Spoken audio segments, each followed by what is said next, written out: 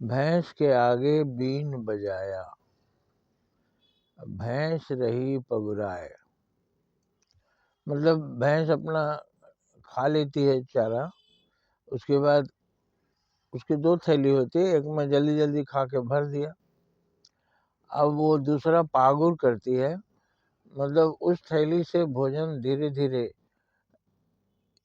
आता है मुंह में और उसको चबाती है, खूब झाग निकलता है और उसके बाद वो दूसरी थैली में चला जाता है। इस तरह से 2 थैली होती है।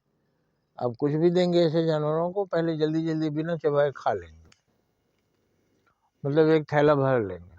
अब फिर उसको पागुर करेंगे तो दूसरे थैले में जाएगा, उसको चबा चबा के इधर भेजेंगे। उसमें लार मिल जाता है, वो जो झाग के रूप में देखते हैं, और वो फिर पचता है। तो पचता है तो उनको भी पोषण मिलता है और दूध भी देते हैं गाय या भैंस। तो उसके आगे आप बीन बजा रहे हैं, वो बीन कुछ समझ ही नहीं रही, ऐसे ही कहा गया। वो पगुरा रही है, अपना काम कर रही है। उसी तरह से आप जो पूजा पाठ में संस्कृत बोलते हैं, बहुत सारी बातें बोलते हैं, कुछ समझ पाते हैं कुछ नहीं। तो समझ पाए इसका भी कुछ उपाय कीजिए।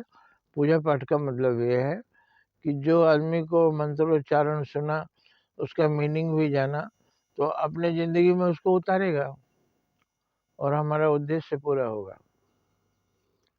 इसलिए मेरे विचार से उसको समझाया जाना चाहिए, तब उसका सार्थक अर्थ होगा। नहीं तो लोग बोलते हैं थोड़ा पंडित जी जल्दी करिए, हिंदी मत पढ़िए, खाली संस्कृत पढ़ के शंख बजा दीजिए, हमको और ज़रूरी काम करना। और हो गया, चरणामृत लिए, थोड़ा प्रसाद लिए, भागे। तो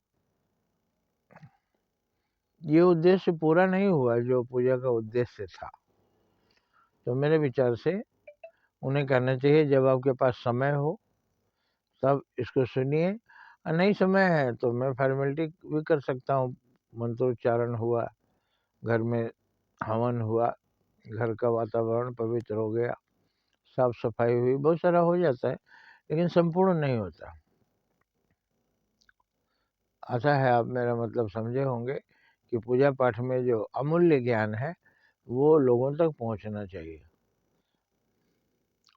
केवल संस्कृत पढ़कर फॉर्मेलिटी पूरा करके अपना दक्षिणा लेकर चल दिए, ये पूरा नहीं हुआ धर्म का उद्देश्य।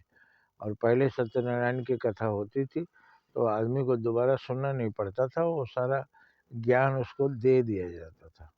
आज 100 बार सत्यनारायण कथा सुनते हैं, ज्ञान असल में जो होना चाहिए वो होता ही नहीं है। जय हिंद, जय भारत।